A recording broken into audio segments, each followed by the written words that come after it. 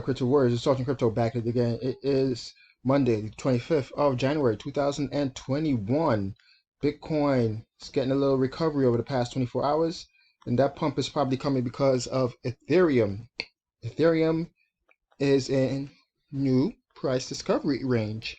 It broke the all-time high of 1440, and I actually think it broke it while I was filming my video last night and didn't even realize what was happening. But yeah, ETH is on a tear right now, as you can see over the past 7 days, 15% and 8% or 9% really over the past 24 hours. Polkadot still up. XRP trading sideways, little recovery over the past 24 hours. Cardano sideways trading. Chainlink, same thing. Litecoin up 5% 24 hours. Bitcoin Cash and Binance about 5% each over the past 24 hours. Let's get into it. Everything is going to be coming from Cointelegraph today. As you know, you're watching my channel, you know I love their artwork. Virginia Tech firm offers staff option to get paid in Bitcoin or Ether. Also, Bitcoin Cash. All right, here it is. Sequoia Holdings, a software development service provider, not to be confused with the well-known venture capital firm Sequoia Capital, which I thought at first when I read it, is offering its staff the option to set aside a portion of their salary and invest in cryptocurrencies. Now, there's a caveat with that, of course. It is right here. It states Sequoia Holdings draws an analogy with widespread 401k retirement savings plans for other U.S. employees. The difference here is that the deferral will, in this case, be calculated after tax deductions. Now, that could be a bad thing or a good thing. They'll have to be discussing that with their tax professionals. But from what I remember, because I pretty much I'm self-employed, so but from what I remember when I was employed, right, it's you when you contribute to your 401k or retirement, it was before your taxes. This way, the tax liability would be less, basically, when they're calculating your taxes and stuff. So, and if I remember that correctly, don't quote me on that. I can't remember. You know, not too familiar with this, the tax thing. That's why I have people do my taxes. All right. This is coming from the CEO. Many of our employees are enthusiastic supporters of cryptocurrencies, and we're happy to help them gain exposure to this trillion-dollar asset class. Cryptocurrency has emerged as an important alternative to traditional investment like stocks and bonds. And I'm glad to see a CEO that is basically jumping on this new wave and taking the initiative to do it and offer it to his employees. Actually, this firm is more employee owned than C-suite owned kind of deal here, because that's what it says, that you know the employees are the ones that kind of own this company, and they all voted to basically get paid, to have the option to get paid in cryptos. Good news, great adoption news. And as we saw last month, Russell Okung, he's the NFL player, he's getting half his salary in Bitcoin. It's a new thing to do. You might as well jump on it. Another big news for adoption: Grayscale donates $1 million to Coin Center, pledges up to $1 million more in matched contributions. So it could be up to $3 million that be given to Coin Center. What's Coin Center? Coin Center is a leading think tank focused on advocating public policy issues in the realm of digital assets and blockchain. In 2017, the advocacy group took Congress to demonstrate to lawmakers how Bitcoin works. Last year, the organization reached out to the cryptocurrency community to help ensure that COVID-19 era lockdown measures don't encroach on civil liberties and privacy. So basically, it's a lobbying group down there in DC, and they need all the funding they can get. This way, when lawmakers and regulators are trying, well, regulators don't make the law, they just enforce it.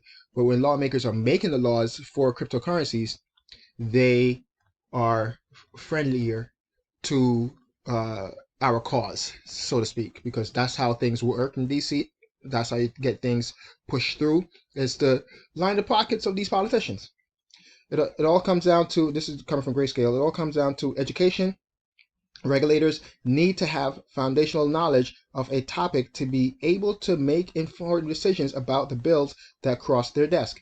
Education is both the biggest challenge and opportunity for our industry when it comes to policymakers. And yeah, we have to educate them and let them know that the technology is here to stay.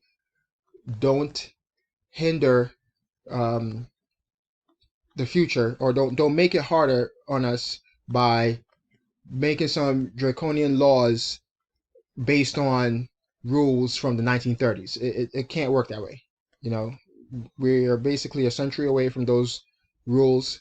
The tech that they had back then is ancient compared to now, and this industry is constantly changing, constantly evolving. Cryptocurrencies is like a living, breathing thing. It's always changing, always evolving.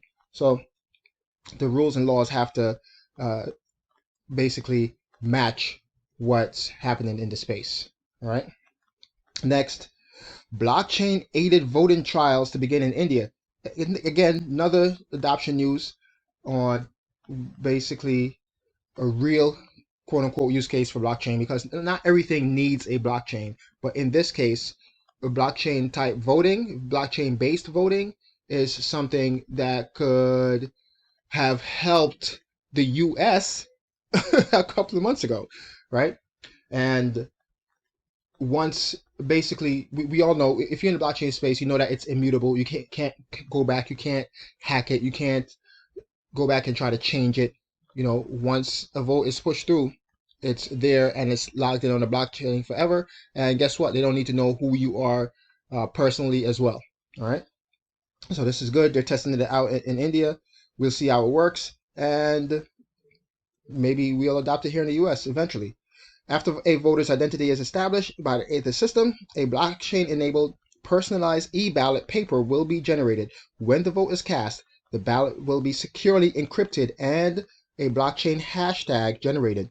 This hashtag notification will be sent to various stakeholders, in this case, the candidates and political parties. So it's going to them right away, real time. You know, there's no, oh, we need to count it again. We need to count all these votes. Nope. It's all there, real time. Everyone can see it and examine it and see what's happening. Next, Consensus partners with China's blockchain-based service network. This is big news, and maybe this is why not Bitcoin, but Ethereum was pumping last night. Consensus, one of the world's largest blockchain software companies, actually, I think it is the world's largest ETHEREUM blockchain company, right, has partnered with blockchain-based service network, a Chinese government-backed nationwide blockchain project. The BSN, if you've been in the space, you've probably heard of the BSN coming out with their their ratings on different cryptocurrencies, and it's just good for the space to have Consensus, which is the largest backer for Ethereum, to basically get a foothold over there in China and get the ball rolling, so to speak, for more adoption. And again, a lighter hand on regulations as far as the Chinese government is concerned. All right. We believe that the different open source blockchain protocols need to interoperate, and with the BSN, we are taking a significant step in bringing Consensus quorum to many enterprises in China that could benefit from transparent, collaborative business networks. Again, we'll see how this plays out, because it has to do with the Chinese government, and they're not about open and transparency. Okay, but good news again, nonetheless. All right, big news for a whole region on the planet. Bahrain Central Bank licensed Sharia compliant crypto exchange. Now, back in like 2017, 2018, it was found that Muslims were able to buy and invest and use Bitcoin because it was Sharia compliant. Now we're seeing that other cryptocurrencies as well, they're Sharia compliant, and now there's an exchange that's able to get these people into the fold, bring them into the space, right, without feeling like they're going against their religion. All right. As CoinMena, that's the name of the company, plans to roll out its services in the Middle East and North Africa, or MENA countries, including Bahrain, United Arab Emirates, Saudi Arabia, Kuwait, and Oman. CoinMena is also certified by Sharia Review Bureau as a Sharia compliant platform. At launch, CoinMena will support 5 major cryptocurrencies, including Bitcoin, ETH, XRP, Litecoin, and Bitcoin Cash. Great news. This is coming from the co-founder. As CoinMena grows, we will be providing access to additional digital assets and expanding the jurisdictions we operate in, with the view of becoming one of the leading digital assets exchanges on a global scale.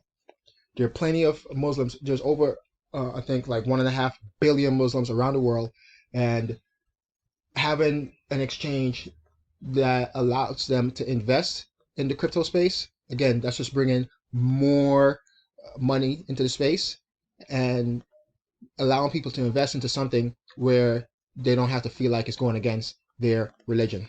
All right, CoinMena has been working to launch its crypto trading platform for more than 2 years. So far, in late 2019, they started this whole board review to get Sharia compliant. So during the bear market, they were building. Next, we have blockchain-based COVID-19 passports to begin trials in Q1.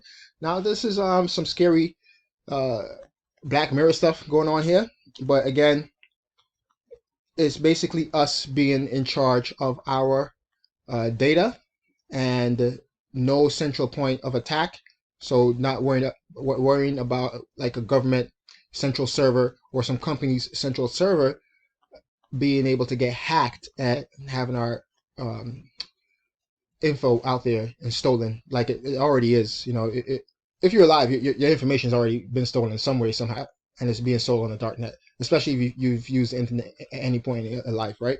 So, but this is good news, but also a little because of the whole, you know, having to have like a stamp, so to speak, to be able to travel. I'm not down with that, but I understand where it's coming from. And it being that we're the ones in charge of the info, that's a little bit, it's a little better, but still, it's kind of like, I don't know about that. All right. It could go, you know, it's opening kind of like a Pandora's box kind of situation here. 4 major airlines have signed up for the programs as far. Singapore Airlines, British Airways plans to begin the first phase of testing in February with while Etihad and Emirates currently forecast an April launch date. All right. The beauty of the technology. Who is this? This is Alan Murray Aiden, head of airport passenger and security products at IATA. That's the International Air Transport Association. This is the beauty of the technology we're using. It puts the passenger in complete control of their data. There's no central database and nobody can hack it. The passenger owns their data and they share it with the airline. It's so powerful, and it's probably one of the first ever examples of blockchain technology being implemented in a way that benefits people. All right, again, good news that we're able to be the ones that's in charge of the information, and there's no central point of attack. This guy's an idiot, though, because he must not have heard of something called Bitcoin. To say that this is the first ever example of blockchain technology being implemented in a way that benefits people, what the hell is Bitcoin for, stupid? All right, I'm going to stop there before I go off on a rant. And that's it. Let me know what you guys think. Smash up that like, hit that subscribe button and notification bell to get notified when I upload the videos. It's Sergeant Crypto, and I'm out. Peace.